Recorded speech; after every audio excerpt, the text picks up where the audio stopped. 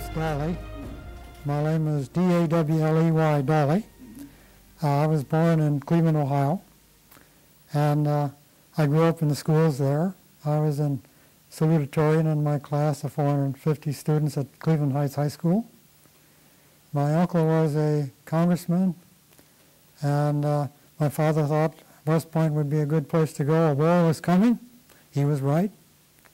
And he said, I'll send you anywhere in the country, but I think West Point would be a good choice. My cousin was a graduate, and so my uncle Steve said, I have a new appointment for West Point. Nobody's asked for it. I had tried for appointments. It was very difficult. And he awarded an appointment to me, and he said, if you can pass the physical, you'll be at West Point. So there were some times there I had to pass the physical, and I entered West Point in 1935, a little late. And that was a problem because I didn't get some of the information I needed, and so it made it tough. I saw college graduates who were going to West Point. I was just a high school graduate, but I studied hard. And then when I was a senior, I was offered a scholarship to Yale. I tried for a Harvard scholarship, but I didn't make it.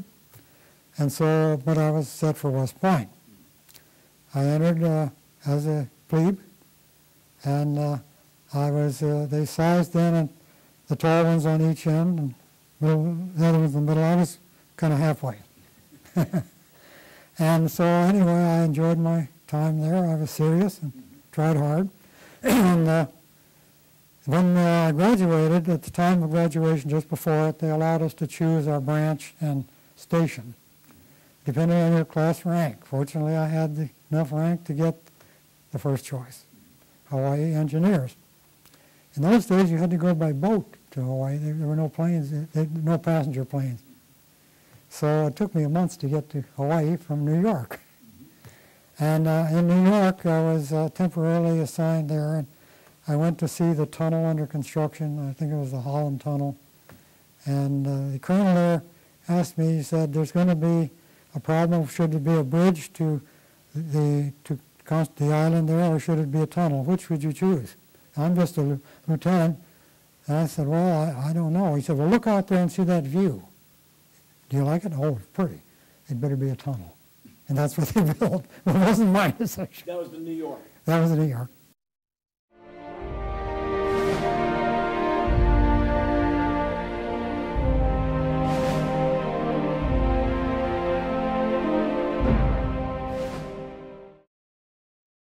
I got to Hawaii then. There was a new world for me. I was now a regular officer, B Company 3rd Engineers. I looked in the records, and General MacArthur had been in B Company 3rd Engineers, the same job I had had. So that was interesting. So I'll ask you something about at West Point itself. What was the curriculum like? What type of subjects? What was the training like? The training was a general education. It was engineering, really. It was a BS in civil engineering, really.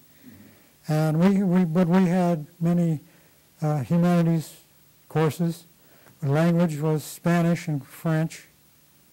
A lot of math, chemistry, and science subjects. Study of war, particularly all the previous wars, what they did and how they acted, who the great leaders were. So we studied that, and we also went in the summer to various places to see how the Army was working, the regular Army. Visited stations in the Army. We had one furlough of 2 or 3 months off, which I enjoyed. I was a cadet officer, cadet sergeant, and I ended up on the regimental staff of the 4 leaders of the whole group of cadets. Let me ask you this, just because we don't get a lot of people that have been in the service, starting in 1935. Yeah. What was the Army like in 1935? It was a small Army. It was sort of slow. Didn't have a lot of money. It trained. Most of the branches were sort of easy. Just train in the morning and maybe the afternoon off. Not the engineers. They had the skill to beautify the post. And so we were full-time people, and we did projects to improve the area. We were given money by the government. We built a road around, and we did other projects, kind of recreation areas and this kind of thing. And the engineers were practicing civil engineering. I had, for a while, charge of the rock crushers on Oahu. I planned better rock crushers and keep them going. When, getting on ahead a little bit, when Pearl Harbor occurred, we had to expand the engineering, and my boss got $1 million immediately to spend on improving the engineering. So it was an interesting area. I learned engineering. I saw construction and this kind of thing. When did you arrive in Hawaii? I arrived in December 1939. So, and Pearl Harbor took place when? December 7th, 1941. So that's a 2-year period of time you were there. Yes, I was through with my tour, due to go back to the States December 8th, 1941. The Japanese beat that date by 1 day and changed my life. What was, when you got to Hawaii, could you probably talk about the readiness that we were for war, and I mean, did it change? Yes, we did talk about it. My boss, Captain Kruger, said his father was a general and it would kill him to change that force there to a fighting force. We were under strength. There should be 5 officers in the company, only 2. And we didn't have the use of the terrain. There were pineapple fields, sugarcane fields, and we couldn't go in there in those fields. And so we were limited in our training. And I would say that the Army was under strength, underfunded probably, but it was a regular Army, and we were supposed to know our careers, and were kept to a high level of understanding. And we toured the island, the trails to learn about the island in case there was a war, to know where to go, and having been there. So there was, and we even went to some of the outer islands. There were no troops to speak of on the outer islands, eight islands of Hawaii.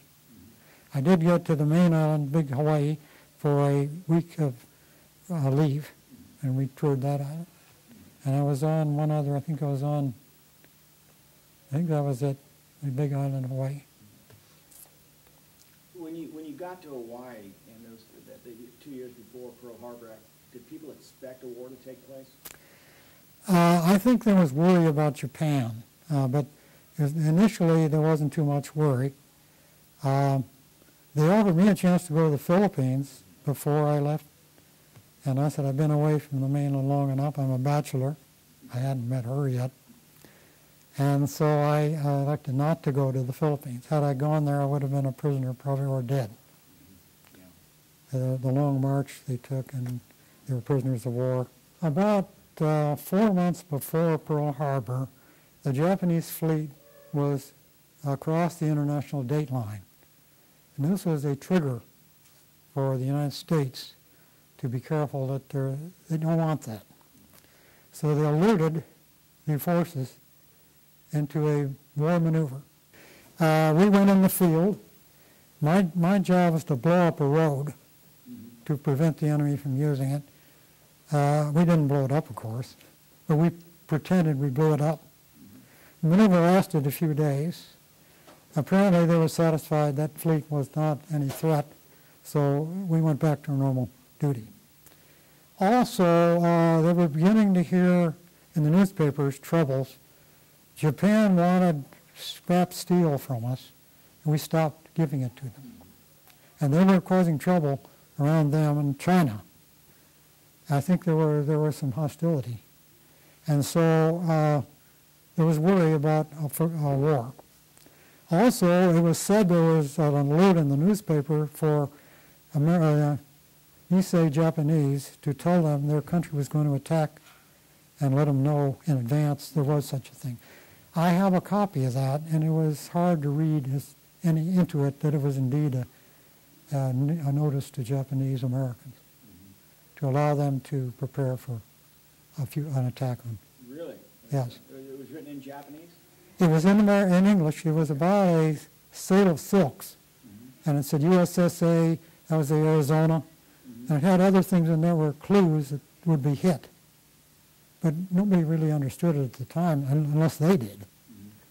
I have a copy of it, and it's kind of far-fetched that it really was a warning. So, but we refused to sell them steel, and that was a bad thing for them, and it was a trigger for a problem. So it was not unexpected there would be a problem. Could you tell us a little bit about, let's say, a few days before Pearl Harbor, and then, you know, what you were doing, and then Pearl Harbor itself, and how that changed? Well, I was due to leave December 8th. I had to go to the mainland and then be over in Iraq to build a railroad to help the Russians be supplied by the United States. I was going to be a railroad engineer. But I was on leave because my tour was over. And they bade me goodbye. They gave me a lei and a party. And I went to a party Saturday night, but I was a teetotaler, and I did not drink any alcohol. Sunday, December 7th, was the next day. And I was on leave, and I'd sold my car. My baggage, part of it was shipped already to San Francisco. I was told my ship was coming from the Philippines, and it was en route to, and would arrive the 8th. I would board with suitcases and be headed to San Francisco and on leave to my home in Cleveland, Ohio, and then to be stationed for my next career. So that was it. The ship never stopped at Hawaii. They heard about the attack and skipped it and went to San Francisco. But I wouldn't have been able to get on it anyway, because I was a very busy man. At 5 minutes of 8, Sunday morning, I was awakened in bed by a bomb or something. An airplane sounded like it crashed. There were airplanes around. I could hear the airplane propellers and so on. And I guess the Navy is maneuvering, probably carrier airplanes, and one of them must have crashed because I heard this big explosion. So then there were more airplanes. So I put on my bathrobe. I was on the first floor, and I went out and looked around to see what was going on. I looked toward the south and toward the Wheeler Field, and I could see airplanes with a red circle on the side bombing Wheeler Field. I said, oh, we're in a war. And this is a Japanese attack because that's the red circle, that's their insignia. What am I going to do? I'm on leave. I better cancel my leave real fast.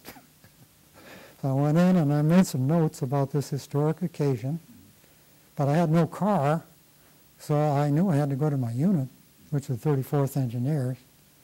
And so I bummed a ride with somebody else going there because people now are beginning to report to their units. Where were you living at that time? I was in the bachelor quarters in Schofield Barracks in the middle of Oahu. So I got a ride and I reported to the Colonel Silkman, and he said, I'm glad to see you. We're going to send you down to Pearl Harbor. We don't know what's going on. We want you to get a car, a sergeant, and get 3 rifles, and as soon as you can, go down to Pearl Harbor area, go to the headquarters in Fort Shasta, and you find out what's going on and give us a call. Well, it took about 10 minutes. This was a lull in the Japanese attacks. They hit once, and then there was a second wave about 40 minutes later. And this was a lull. We think one of our men had the first hit on his heel of a bullet in the attack, because they thought near us were poison gas stored. They were actually not poison gas. It was some other storage, but they made a mistake and they bombed it. And he got hit in the heel.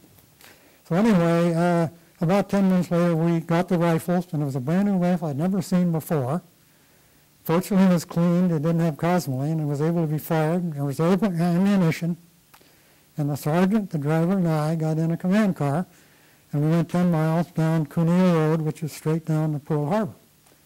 As we got to Pearl Harbor, not many people were on the road. There was a lot of trouble, and not many cars on the road, just military pretty much.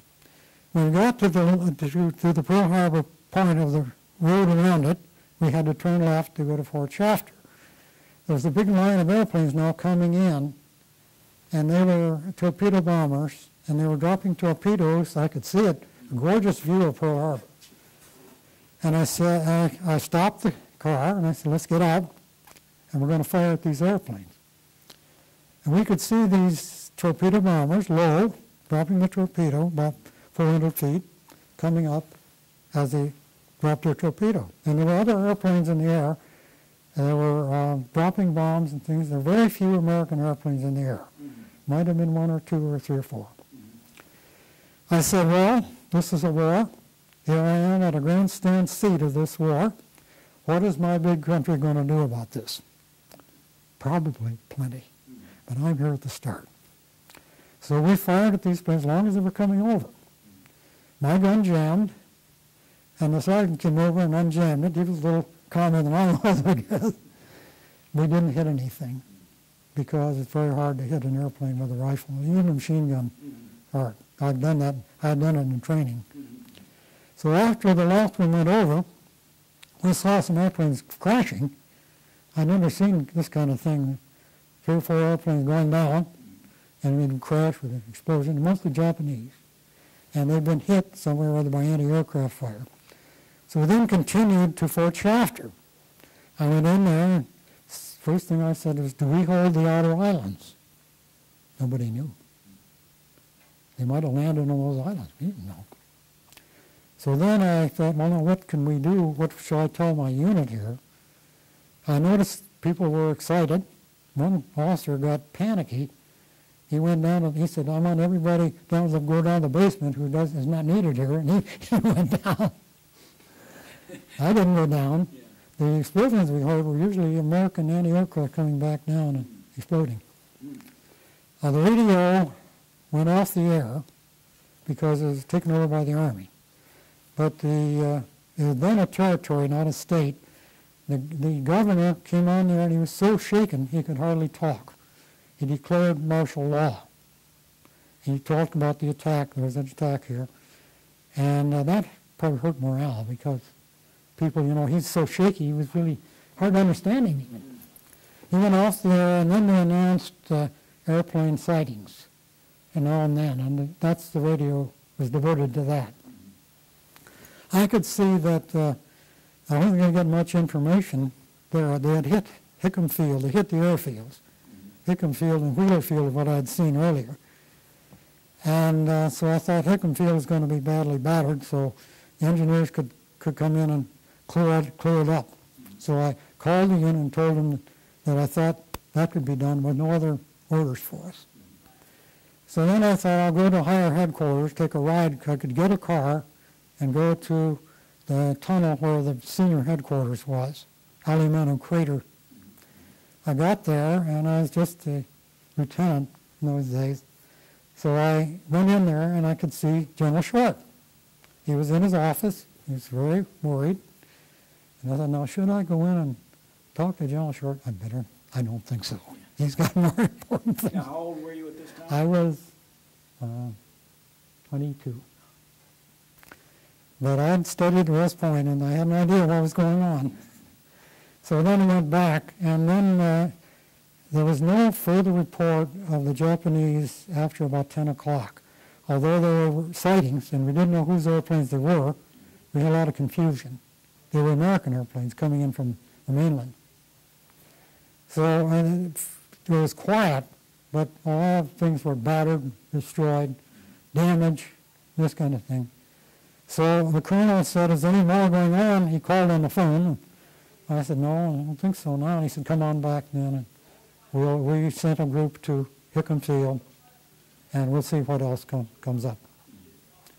So that was really my day of Pearl Harbor. And so now the question was, what would I do? I'd been replaced. And they discussed with me what we ought to do. He said, I want you back, and I'm glad to have you back. And they talked about putting me on another assignment to give me more experience, but I was in a major's job, and I wanted promotion. I was ambitious, so I said I'd like to go back where I was. I was S3 and S2, Operations and Intelligence of that regiment, the 34th Engineer Regiment. And so they put me back there. And so I did not go on that boat. My orders were canceled. Somebody else was sent in that assignment, which was railroad Iraq. And so I stayed another 6 months, I think it was there. They had too many regular officers in Hawaii. They needed to spread them out. The Army would go from 135,000 to 7 million. Needless to say, lieutenants had to go way up in rank as time went on. So that's what the situation was. Especially experienced officers. Yes, and particularly senior, but there weren't many of those around, actually. We lieutenants were, the future lieutenant colonel, have not much future either. So the commander of a battalion was about 42 years old. I began commanding when at 25 or 6. Not anything like that depth, but, and they had to be people who knew what they're doing enough to command a unit of that size, 800 men or so. The regiment was about 1,200 or so. How did the country change after Pearl Harbor? The country? Yeah. Remarkable. I think it was a great patriotism. I think people wanted to serve. They volunteered. They were serious. This was a just war, if there ever was one. And I think it was a great coming together of this country. And military were in uniform, were highly regarded. I was on leave in the States for a couple of weeks. You left Hawaii? Left Hawaii in the summer of 42. I was on a Army transport escorted by a battleship. What did you do then? I was just a passenger. And then after Pearl Harbor, yes. You were there about another half year. Yes. I was, again, the S3 and S4 of the 34th Engineers. I was also put on road and trail work in Hawaii. And we were building roads. I had a road project, but I was in the 34th Engineers running this project. We built a road to allow military maneuver in north part of Oahu. I think they use that road now for some beautiful homes in that area. But I was on military construction. We built mounts for cannons that we're bringing in. We did engineer projects. Our colonel had an idea of helping troops in the field to be more settled, and we built things for them, places for them to be a little more comfortable. There was no further attack. We heard things about people who were Navy and had encountered Japanese battles. There was a Midway battle occurred, and we were all wondering how it came out. The pilots came back, and they were in the bars, and it came out great. And we heard from them that it was a great victory. It was terrific. And this was very good news for us.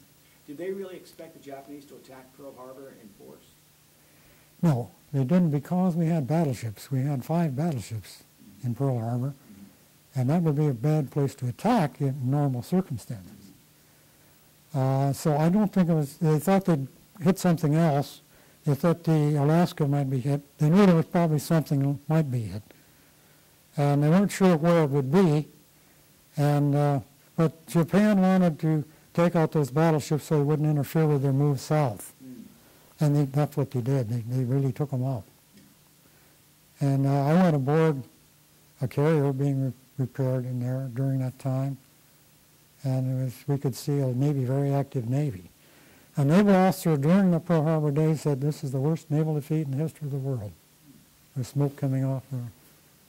So it was bad in those days, and as far as the Navy was concerned, very downcast. So I went down to the United States to the south to join a unit. When they were on the train going down, they changed my orders on the train. They could do that in those days because everything was was connected with the Army. And I got to the post there. I said, I'm reporting here for assignment to the 392nd Engineers. And what was He said, that? that was in Camp Robinson, Arkansas. He said, well, that's that black unit down the road. I hadn't realized it was a black unit. I reported to it, to the Colonel Ramaji, and he said, Dawley, you're going to be my assistant here, but if you don't want to serve with black troops, I don't want you. What do you think? I said, oh, I'll try it. I have no objection to that. So I became the number 2 man in the 392nd Engineers. It was interesting serving the black troops. I got along well with them. I'm a religious man. They were religious. We got along well together. And they liked me a lot, and I liked them, and I worked with them well. But one night there was a fracas in which they were going to kill the officers. I was acting commanding because the colonel had pneumonia and was in the hospital. The senior sergeant woke me up at 2 a.m. He said, Major, he said, the men are angry. He said they're going to march on the officers there and kill them. And he said, you better do something. So I went down and threw some cold water on my face, and I wondered, should I carry a pistol to protect myself? No, they could overwhelm me. So I went up to the headquarters, called the military police. I said, we got a lot of problem here. I'm in charge. You can patrol the area, but don't come in unless I tell you. You can circle our area, but don't come in unless I tell you to do it. Then I went out and saw a lot of hullabaloo. I stood up on a high area and I called them to attention.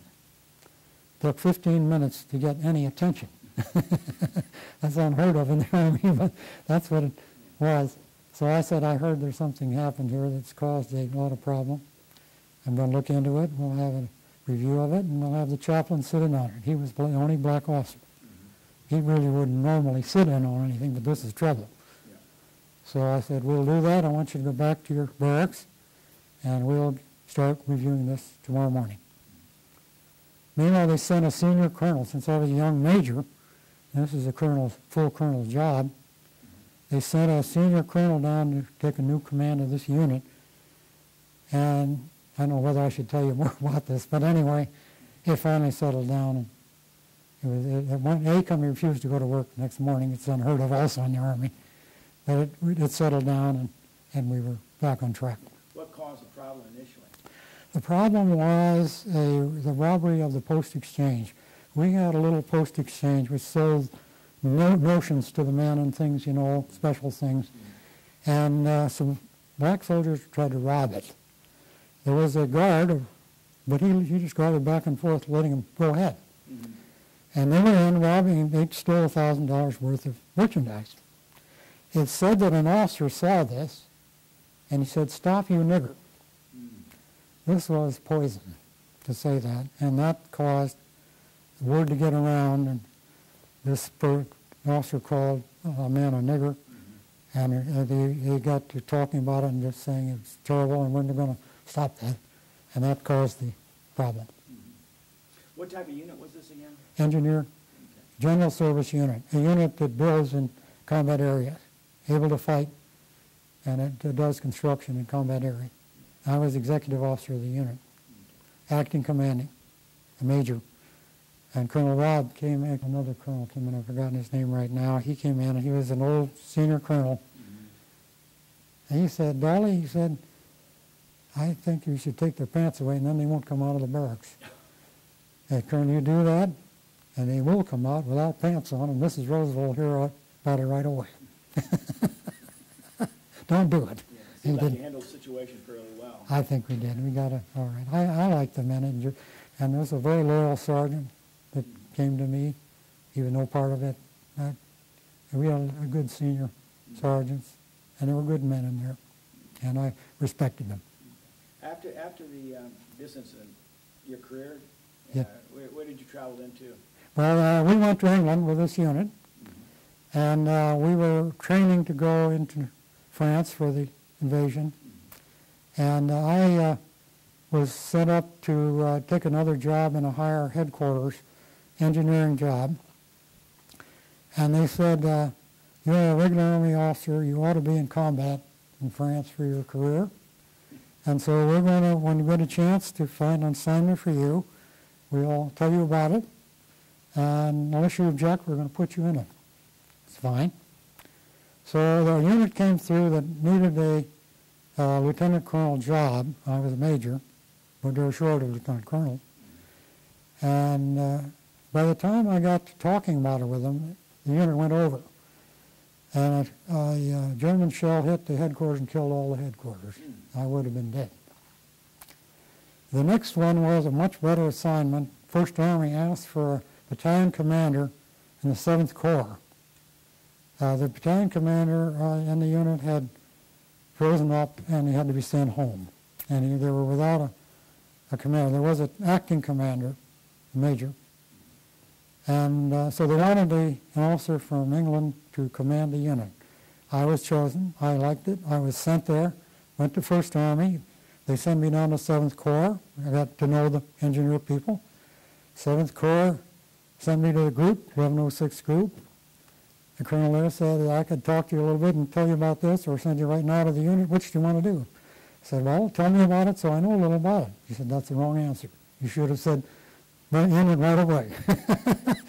So but I worked with the staff a little bit. Then I took command of the unit.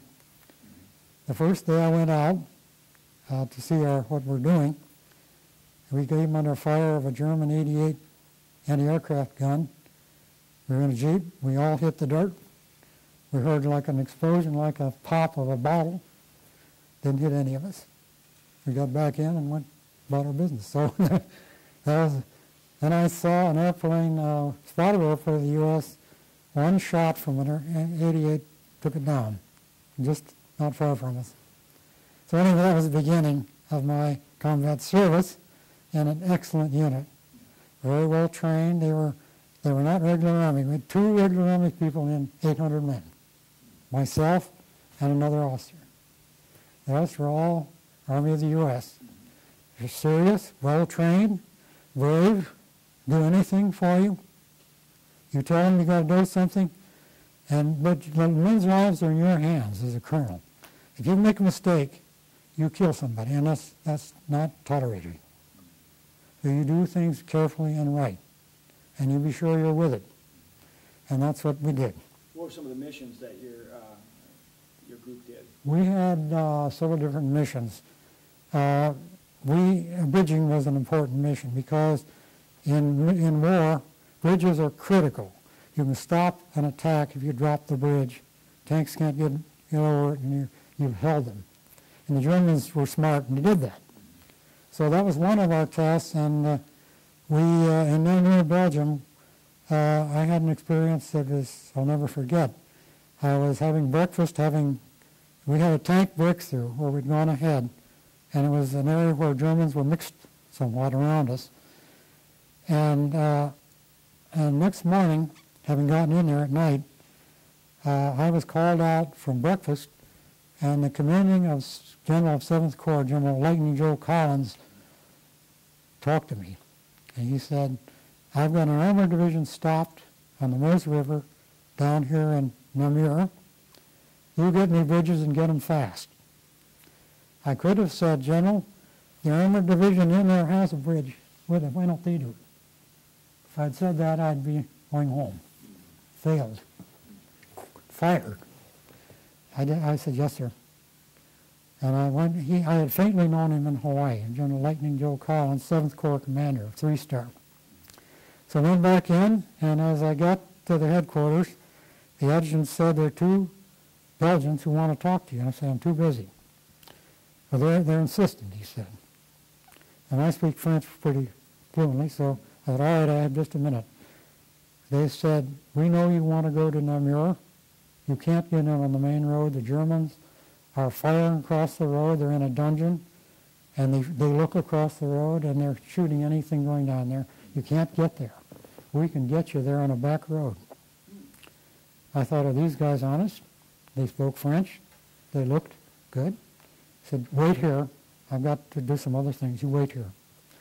Then I got my staff together, and we had to do everything simultaneously to get this bridge to get the armor division started across. They'd stopped the brakes there. So the thing to do was to get bridges coming, designate units to do the bridging. We had several bridges. We'd never been there. We didn't know what they looked like. And once everything was lined up, I talked to the staff. We discussed it. I listened to what their recommendations were. I made decisions. As soon as that got rolling, I went back and saw the two Belgians, and my Jeep was ready. The bridge, there was a bridge destroyed. There was a footbridge. Still, the Germans failed to destroy that. So I saw the tankers eating breakfast. Their tanks were all up on this hill waiting to go down and cross the river. They couldn't cross it because the Germans had blown the bridges. So I took the Jeep down to the edge of the river. There was a burning tank. There were some people dead there. And so I saw this footbridge, and I said, "Stop here, you guys, and I'm going to go across myself. I'm going to bring you along because it's dangerous as dickens." So they stopped. I said, "Wait here." I crossed the footbridge, and it was next to rolling gates that set the flow of the river. That's why this footbridge existed. And apparently the Germans didn't blow it because they didn't want to destroy the flow of the river. Maybe there were Germans downstream. So I got across the river, and I carried a carbine alone, and I had to find a bridge site for a floating bridge. I had to select a site. It has to be solid. It has to have access to go further for tanks, and it has to have egress to come in, and you have to pick a good spot. So I crouched and ran I didn't want to go near the blown bridge because then we'd have two bridges together, and an airplane could destroy them both in one shot. So I went about a quarter mile up the river, and I found there a good spot.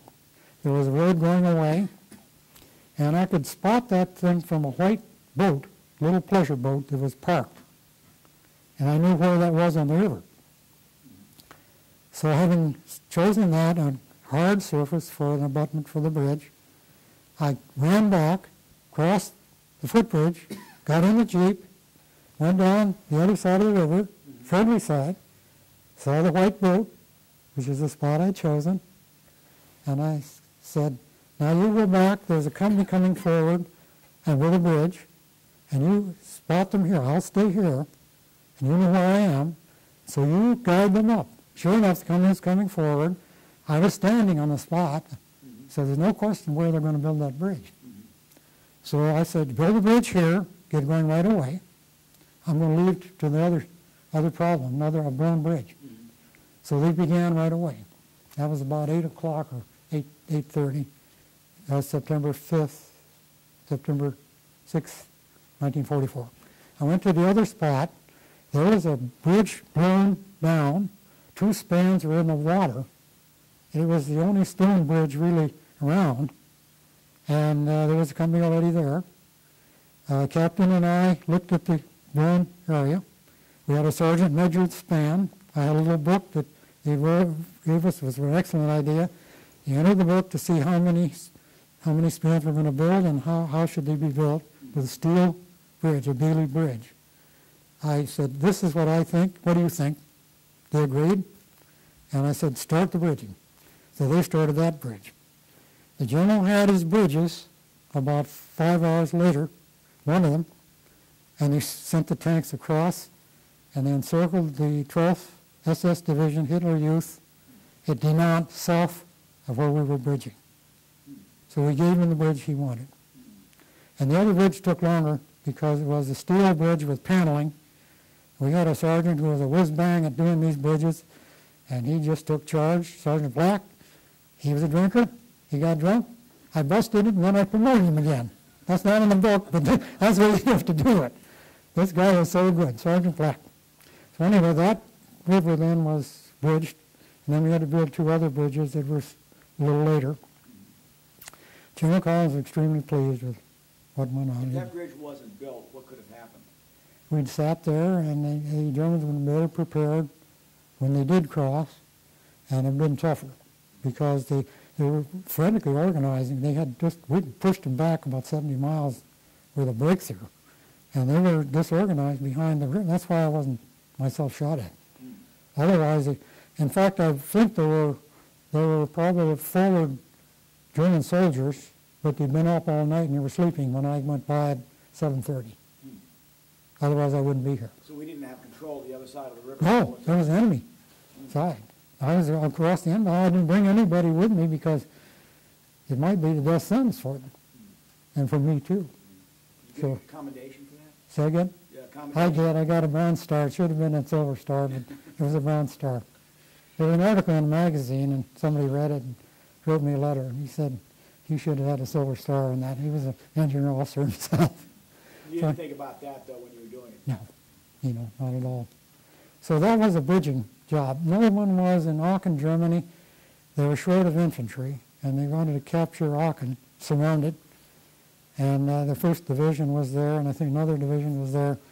So General Collins wanted to pull the 1st Division out so they could attack the city and want somebody else to circle it.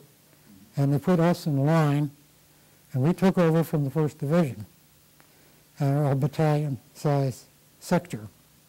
Oddly enough, we'd been reserved for that battalion about 2 weeks before, and I had a telephone in my foxhole because I was commander of our battalion. I heard a lot of firing going on near us. I rang up the phone, and I called the 1st Division Battalion, the 26th Infantry, and Major Colosico answered, and I said, "Major, there's a lot of noise down there. Are you going to need us?" I said, "I hear a lot of firing." He said, "Just a little patrol action. We don't need you." I said, "Oh, that's a great division." I was going to alert my unit, you know. Well, oddly enough, they were behind me getting ready to attack Aachen when we were circling the city. And I got a call one night, and it was that unit calling me. And they said, "We hear some noise down there. Are you going to need us?" Same thing, reversed. Anyway, we were there a month in line. We had some fracases there. We captured a prisoner who told us about where they ate their dinner, 10 o'clock at night in a building in Aachen. I had 16 battalions supporting me. The artillery linked up very well with each other. And so I called for a TOT, time on target, at 10:15. 10:15 occurred. I didn't hear the TOT myself. I don't know why I didn't. It must have been loud. And next morning, there were German ambulance trucks all around. We must have hit them hard. And a classmate of mine was commanding one of the artillery battalions, and he had a record of that firing. He found after the war, he looked it up and said, yeah, that was a mess hall. That the soldiers, the German soldiers, there were 16,000 soldiers, I think, in something like 12,000 maybe, defending German. So anyway, the officers ate separately, and we hit them once because there was one of my soldiers saw a German, it was a night, he grabbed him by the heel, he was coming into his foxhole, grabbed him by the heel, captured him, and he said that he told us where the officers ate, and we hit that, but that was another. So anyway, another thing that interesting was I had a sergeant who was patrolling into Aachen. We had to send people in patrolling.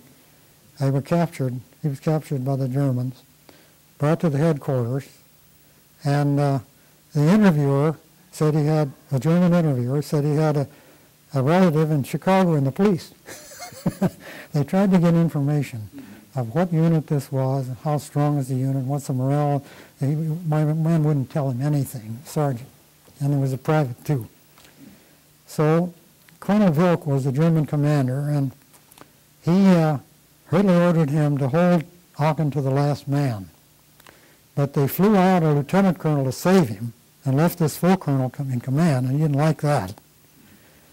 And he said, this is senseless. He said, we're losing Germans and Americans. So he sent out some German lieutenants to surrender. Surrender isn't easy because this is war, you know, people are fighting. Well, they killed them. American troops who were back there killed them. So he said, I wonder if any American would volunteer to go back to make contact with your units.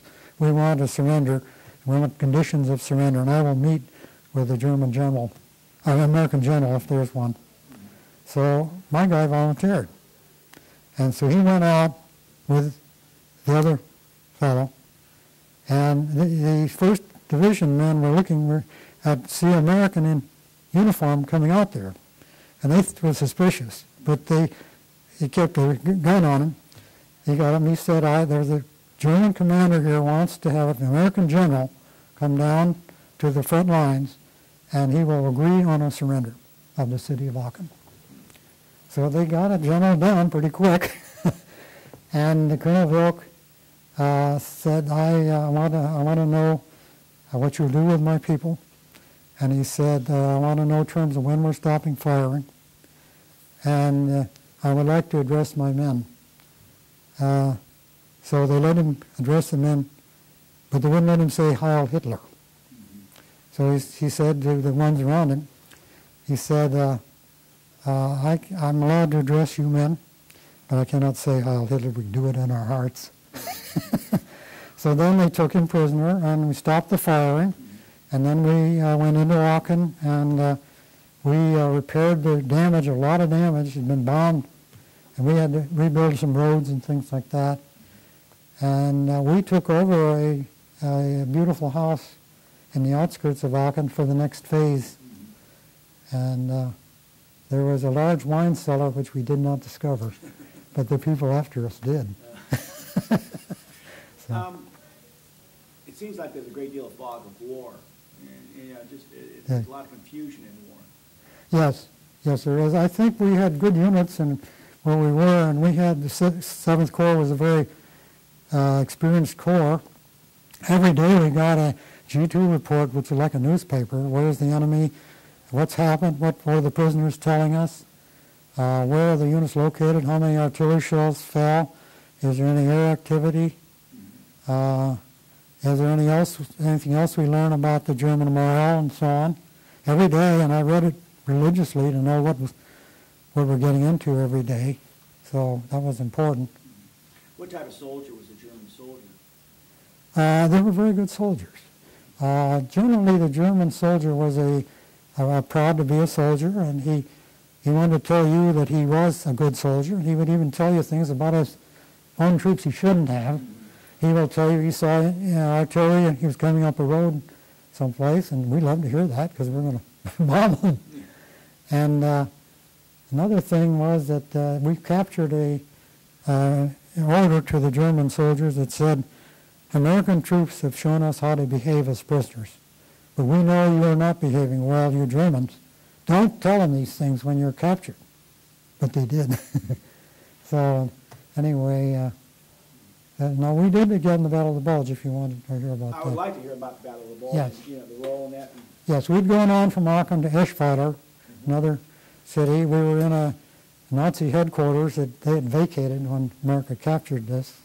And we were billeted there in this headquarters. And so I noticed in the reports we were getting there were unlocated German divisions. And this is suspicious when that's true. So I told our unit to load up on your supplies and equipment, get your basic loads filled up. We may have trouble. I don't know what the trouble would be. So then actually a bulge occurred south of us. They broke through an inexperienced unit, and it was a major breakthrough. And they were coming north where we were, but we had strong forces where we were. So the United States had to redeploy the 1st Army. That's a big deal. And we were given a job to get ready and march back. And we were totally truck mounted. Nobody marched on foot. And so we were given an assignment when to go and to be loaded up and be ready. And we were then put into a great movement with solid American vehicle, nothing else on the road as far as the eye could see, snow on both sides. military police being sure nobody held up that march. And I was in the middle of my unit in the march, and I thought, what are we going to get into now? We're going to get into a breakthrough in Belgium, and there's going to be confusion and mix-up. So they told me to go right to 18th Airborne Corps, let my unit go to a place where they would bivouac, but I had to go on. And it got late at night, and I went on, and I was stopped at a little town in Belgium where this headquarters was located, 18th Airborne Corps, and a soldier stopped me, and he said, give the password. So I gave the password. He said, who's the Sultan of SWAT? Because they knew there were paratroopers, German paratroopers mixing around. Well, do you know who the Sultan of SWAT is? Babe Ruth. Of course. I said that. You know it. Well, would you? No. She wouldn't know it. You see. Well, I knew it. He said, let me pass. So I went and I reported to the engineer there, and he said, there's a breakthrough south of us, he said, and we're sending you to build a barrier line to stop anybody with tank mines. And he said, here are the end points. You fill in these two end points. So I went back to get my major, who was the operations officer. I said, here's this town of Manhay is the center of my area. That's where the trouble is going to be. We're going to heavy up that area, and we'll lighten up the other. This is the Ardennes. Mm-hmm. It's a forest that's a lot of trees, and it's hard to get through these trees except through the roads. So I said, whenever you see a gap in the trees, put the mines in there. Also, there's a big new tank called a Tiger tank that has a big tread, and our mines will not destroy the tread. One mine. So double the mines. There are plenty of mines. It's a well-equipped army. Double the mines, put two mines in one layer, one part of it. And so if they hit that, it'll blow that tread. That's what mines do. They stop these tanks. So anyway, I said, I'm going to put my company's A, B, C. Can always remember which way they were because I had to check this. Put A, B, C in order, and that's fair to them because then I'm not giving one company the hardest job all the time. So A coming in the left, B coming in the center where Manhay was, C coming on the right. And so they were to lay the mines and get going right away, full time, day and night. And the Germans weren't around at this time. But they were south of us. There was big action going on south of us. So Christmas, day before Christmas, they were coming close. And I could see there was real trouble. So I called. There was actually some appearing at the south of the Point Manhay area. So I called together the officers. I said, I don't see any infantry down in this area. I'm going to there's no chance of me calling the group or the corps. It's cold, it's snowing, and the radios don't work. The motorcycle messengers can't get along on this icy pavement. I'm in charge of this area, and nobody's above me. I'm going to commit this unit as infantry. That's our secondary mission. Because I don't see anybody defending. I see some troops streaming backward that are badly battered, and they had been hit. And so I set up a straggler line to catch them in case they were running away. So I said to my company commanders, I'm going to commit this unit as infantry. It's going to hit us hard, and it's going to hurt us. And I said, I want to hear any objection right now. No objection. Go to it. I want at least a platoon, and more than that if you can, in these areas. And back, safe area, you can put some people back there if you want, but put all the people you need in line. And it's A, B, C. So they set about doing that. And I went back to my headquarters. I was in a Belgian house. The house had a barn adjacent, part of the house. The cattle were in there, but they let us sleep on the floor, and they were in the house. But they welcomed us. They knew we were helping them. And so I just had a bedding roll on the floor. And I had about 10 or 15 men with me. So anyway, but the next thing was that they hit the Manhay, oddly enough, we learned later that they came in an American tank column, and we didn't know they were enemy tanks. We thought they were friendly tanks. It was dark. It was 11 o'clock at night. So actually, nobody fired at them until they got to Manhay, and then they were discovered, and then all hell broke loose. And they broke through Manhay. They turned left to get Grand Menil. What had happened, the U.S. had put strong divisions where Germans might try to break through to Antwerp. And so they were going west to break through in some weaker area of the U.S. lines.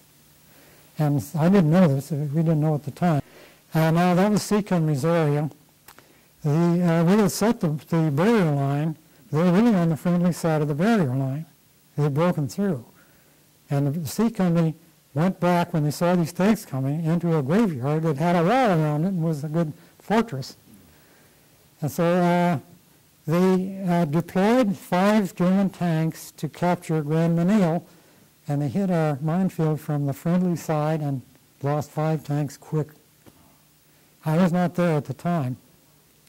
I was going to go down there, but there was actually a lost German tank was heading toward me. He was lost, and he caught up with his troops. So we lost 5 tanks. There weren't too many tanks in that lead element, but the leader was safe, the leader, German leader, and he captured Grand Menil. Then the U.S. sent in a new division that they had that just came in and held them from any further breakthrough. Also, the 7th Corps next to us was sending in, I think, 2nd Armored Division troops there to hold. And so they were intermingled with my defenders. And they took over and relieved us. And so that was our experience in the Bulge. Then actually it finally settled down. The U.S. took charge. And there was a final battle west of us in which the general said, "We got them now, these Germans. It's like shooting fish in a barrel. We're going to get them," and they got them, and they stopped it. So that was it. But for a while, we were defending 18th Airborne Corps, and General Ridgway was being defended by us, and he knew we were there, but you're not in touch with us. They got word and said, "We want you to come up and talk to General Ridgway what went on there." So I went up and reported to him, and I was so happy and so proud of my unit, I practically didn't really tell him the whole story. But he would have been surprised at hearing some of the things that went on. I was fired at in Manhay, the edge of Manhay, while looking at the barrier line. And clearly they knew we were there and were hitting, and I think the Germans were setting up a firing table for their attack. And they were firing smoke shells at us, landing around us. And we hit the dirt, and it stopped, and then we picked up again. So General Ridgway was very pleased, but I had acted on my own because there was no contact with my boss or his boss. In fact, Colonel Wincutter had put us under General Ridgway's direct command, and I never knew it. I learned that later. Well, this happened in December, correct? This was December, yes. December, it was Christmas Day, a day before Christmas. The attack was Christmas Eve. The Germans picked always a holiday because they thought we were celebrating. New Year's Day, they hit that, and Christmas, they'd hit that too, and that's what they were doing. And what year was this? 1944. And the war was over when? 45. Okay. It was over in May 45. So a few short months after that, 5 months after that? Yes.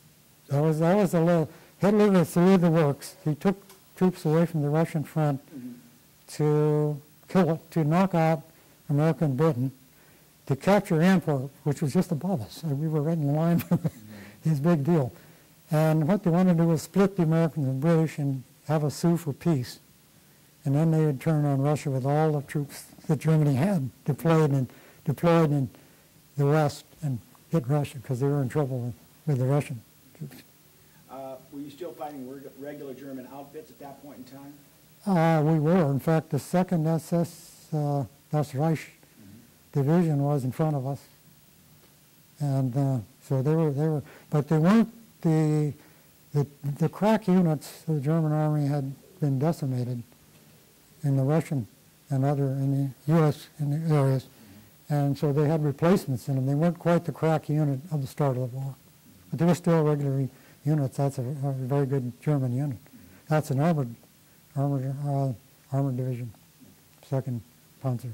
And then in January, January was we were regrouping to make our attack, and we were building bridges Germans had blown, rebuilding the ones that they had blown.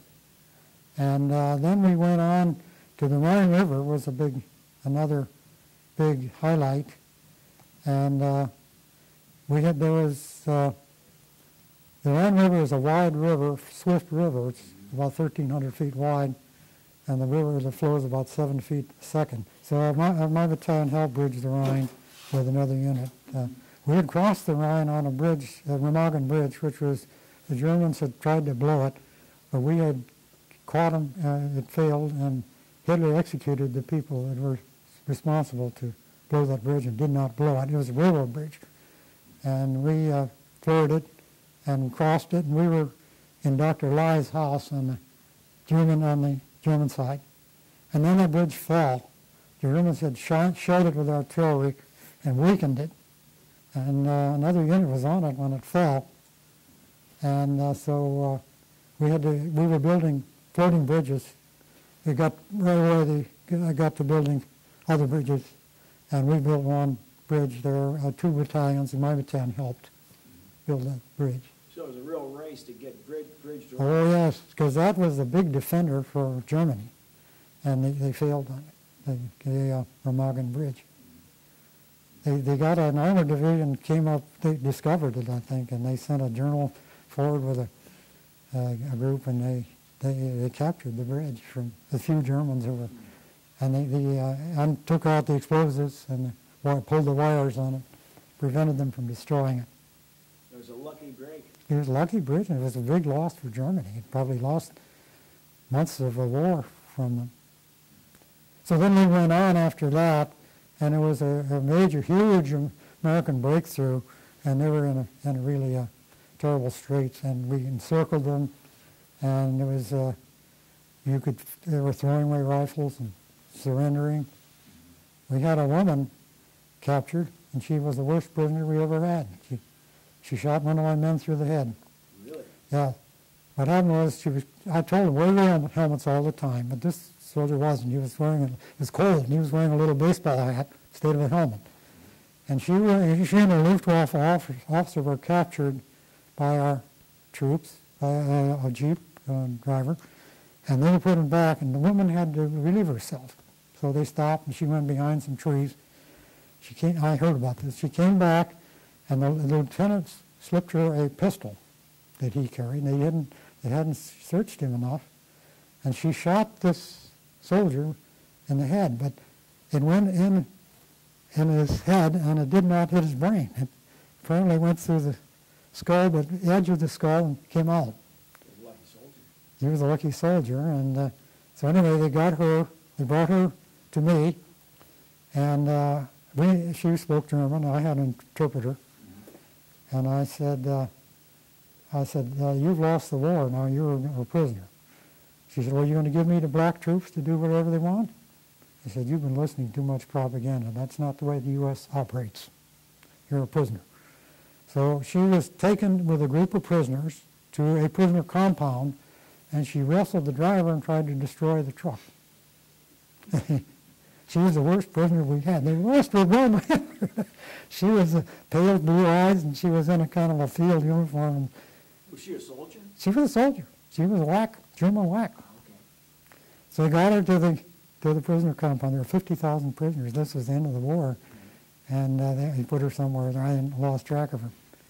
And then there was an Australian officer we captured, and he said, what are you going to do when you meet the Germans? She was a prisoner. I said, the war's over. You've lost. That's it. He thought we were going to fight the Russians.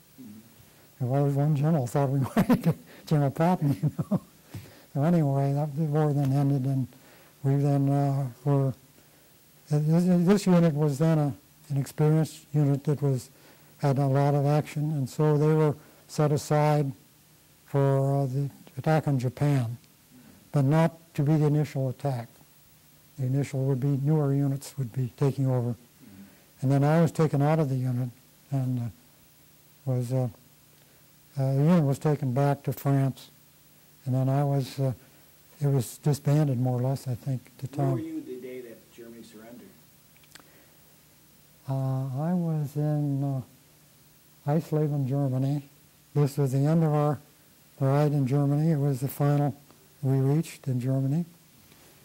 And we heard the wonderful news of this, and everything loosened up. And my supply officer said, I was a lieutenant colonel, and he said, Colonel, there's an ice cream factory here. He said, the man who runs it said, if you give me the cream and things I need, I'll make you free ice cream, and I'll take some of it myself. So we all had ice cream. He said, how much do you want? I said, we want a quart per person. These men haven't had ice cream in a long time. And so they did that. And there was a swimming pool near us, and we were not supposed to fraternize with the Germans. At that time, they ordered no fraternize. These are enemy. But that didn't last very long, these are German people. So anyway, that was the end of the war.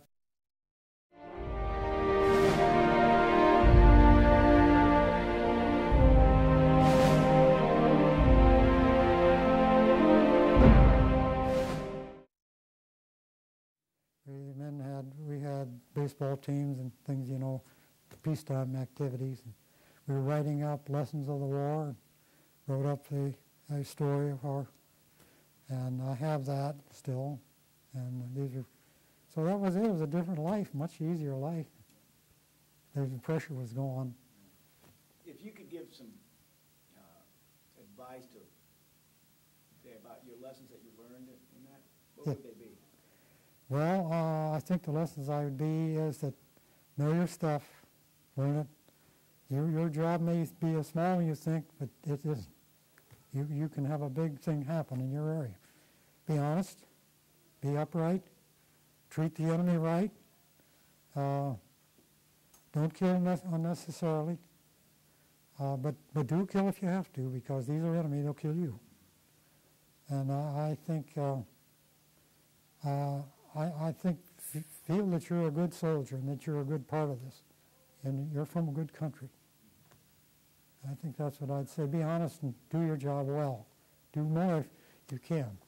In war, watch men's lives too. Don't do anything that's a nuisance, because this is your brother, your sons, and your brother, maybe you.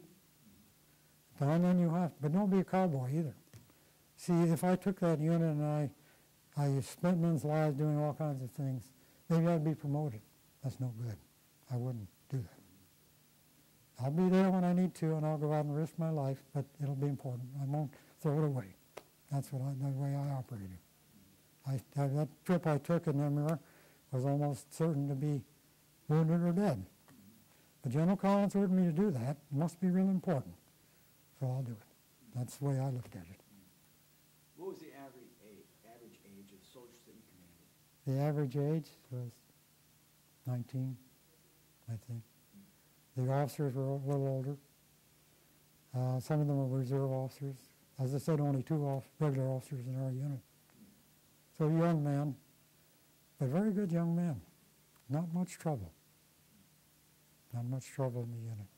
And very willing. Since then I've talked to them about things we've done, and we meet every year. Now, and we've had only 10 men of 800 met last year. We're losing them. But the younger people should know also what their fathers did. So I speak to them and tell them. I told them in Namur action last year, and they liked it. They heard, and they laughed about the Sergeant Black. I busted him. He's no longer a sergeant. He's a private. But I can't leave him a private. He's so damn important, I got to make him sergeant again. So that's what you have to do. So where did your career take you after World War II? Well, it took me after that. I went into business, but since I was a military man, I was into operations research for military. I went with General Dynamics, and I was in operations research. That was Navy work, and I had a Navy Admiral friend, and he liked that. And so I studied. I developed ideas for the Navy and a submarine, helicopters, and carriers. I even had, and there was an equation of war, naval war, pretty much, called Lanchester's equations. And they use hyperbolic mathematics, and I learned that and used that, and we even gave some of that to the Netherlands, who were going to buy some patrol boats, and they asked the United States to advise them, and I went over to that and presented my work to them. How many patrol boats could defeat whatever they were fighting. I used Lanchester's equations. When did you muster out of the Army then? When did I get out? 1966. 66. So you were in the Army all during that time? Yes, I was. Yes, I had. Oh. Yeah. You worked at the Pentagon? Yes, I was in the Pentagon. I was in X4 Force Development, and I was the head of our research areas. It had been my fort, and we need to research how to fight in Vietnam and in the previous war there. And so I was in charge of the developments for the Army, weapons and this kind of thing. And we had a unit in California that tested them, and I was in that area, and I had men working for me. And we had a book of Army wishes of what kind of weapons they wanted, this kind of thing. And I was in charge of that book.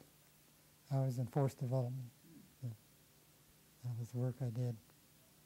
So that actually led to, I was the Army specialist in air defense and nuclear weapons. The Army's weapons were, actually, we could fire nuclear weapons from cannons. They thought you'd never be able to do that, but we learned how to do that. So I was in that area, and then when I retired, I carried on, you might say, in General Dynamics. They were building missiles, but it was Navy work. When they interviewed me, they said, "You're an Army officer, but we're going to put you in Navy work." But then the Admiral was down in Coronado, and General Dynamics needed some information from the Navy, and I called Admiral, and he said, "Oh, come on down." He said, I said, "General Admiral, we'd like to show you what we think about these battles, but you're better than we are." He said, "Come on now, I'll have my staff review it for you, and we'll tell you what we think." Oh, they were pleased. And then I had a naval officer I worked with in the Pentagon, and he became an admiral in the Navy, and he was head of the ships. And General Dynamics loved that, and they said, "We'd like to set up a luncheon with you and Admiral Fee." I said, "Don't do it. Admiral Fee will feel you're trying to proselyte some way or other, and it'll be a loser for you. I recommend do not do it." And we didn't do it. Admiral Fee took over the ship that they beached in San Diego, and he headed making it into a civilian thing to view, you know. Committed suicide. They were out of budget. But he was a friend of mine, and he taught me a little about sailing. So you have strange things.